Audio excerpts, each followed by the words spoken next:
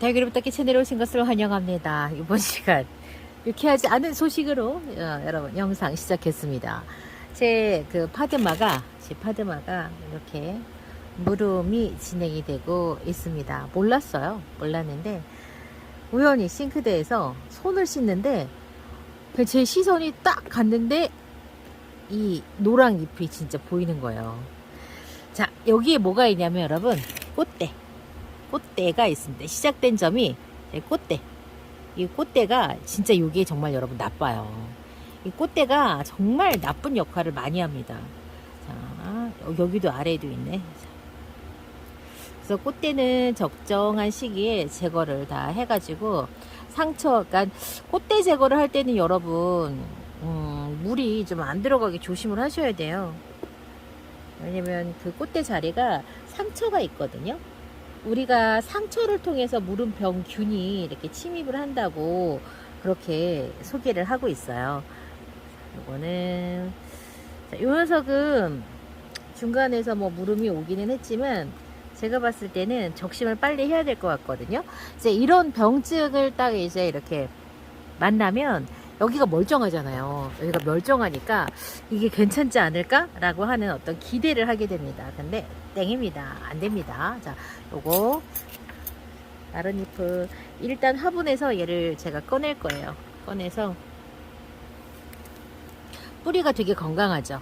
뿌리하고는 이게 뭐 딱히 상관이 없어요. 물음병하고는. 그래서 뿌리가 이렇게 건강한데 내다 여기 물음병 왜 걸렸지? 이렇게 하는데 그거는 여러분이 어떤 착각을 하냐면 다육이가 물을 많이 먹어서 물음병이 온다고 착각을 하시기 때문에 그런데 물음병은요 물을 많이 먹는다고 해서 생기는 병이 아니에요. 물음병균이 따로 있습니다. 그 병균이 이제 상처를 통해서 침입을 하는 거예요. 그 침입을 하는 위치가 바로 목대로 들어갈 수도 있고 잎 한 장만 이렇게 상하게 만들 수도 있고 아니면 뿌리에서부터 시작을 할 수도 있고 원인은 여러 개가 있습니다. 그렇기 때문에 여러분들 가끔 가다가 뿌리가 이렇게 좋은데 다육이가 물음병에 걸렸다고 하고 아쉬워하시는 분들 계신데 어머 다 쏟아진다.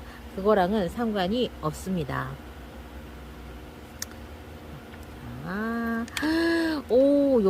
여기도 꽃대가 있었고요. 자, 얘가 막 줄줄 떨어지잖아요.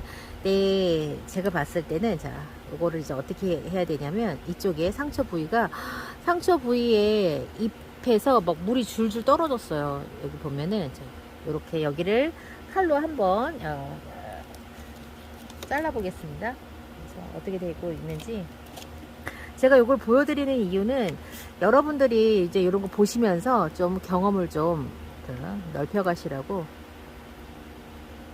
이렇게 많이 상했죠.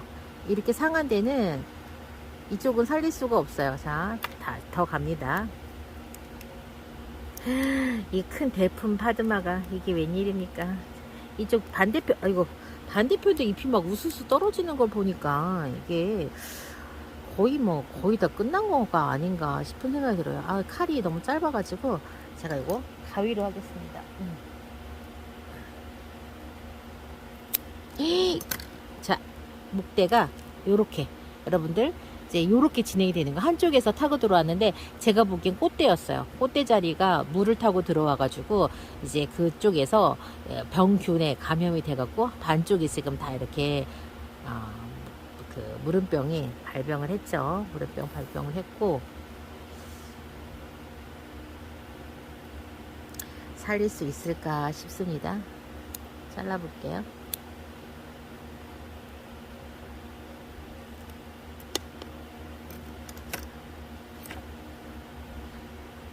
이렇게 이제 보통 제가 먼노나 요런 다육들은 제가 깊이 좀 파내갖고 살리는 경우들 많았는데 창다육이는요 힘들더라고요. 이게 여기까지 지금 다 지금 타고 왔어요. 물음병에 여기까지 타고 와서 아이고야 안 될 것 같아요. 지금 이쪽에 지금 균이 계속 감염된 부위가 남아 있거든요. 근데 생장점하고 너무 가까워서 그냥 잎꽂이를 도전을 한번 하는 게 아이고야, 거의 다 해체가 됐습니다. 자, 이렇게 거의 이제 생장점도 잘려나간 것 같은 느낌?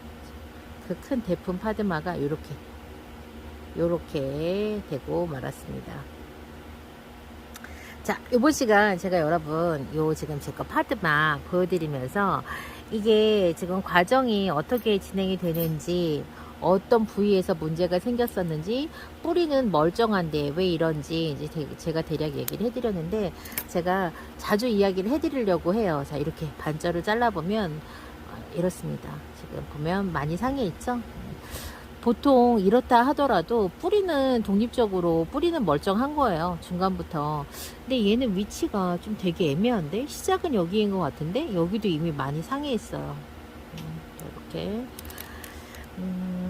무름병에 관한 막연한 어떤 그런 두려움들을 여러분께서 조금 없애셨으면 좋겠는데, 무름병은 여러분 물을 많이 줘서 생기는 병이 아니고 무름병균에 의해서 발생을 하는 질병이에요. 다육이한테만 생기는 병이 아니라요, 전체적으로 뭐 야채라든가 곡물, 뭐 양파에도 생기고 뭐 배추에도 생기는 게 바로 요 무름병이거든요. 농학 박사님들이 그렇게 많이 있는데도 이 무름병을 뭐 어떻게 이렇게 효과적으로 이렇게 방지하거나 이런 거를 아직까지 개발해내지 못했어요. 그거는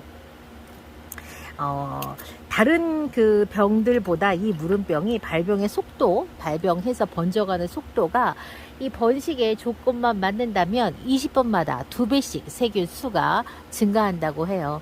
그래서 하루아침에 폭삭 주저앉는 일이 생기는 겁니다. 그래서 사실 속도가 너무너무 빠르거든요. 이 무름병을 예방하기 위해서 어떻게 해야 되냐? 당연히 병균이 있는 거기 때문에요.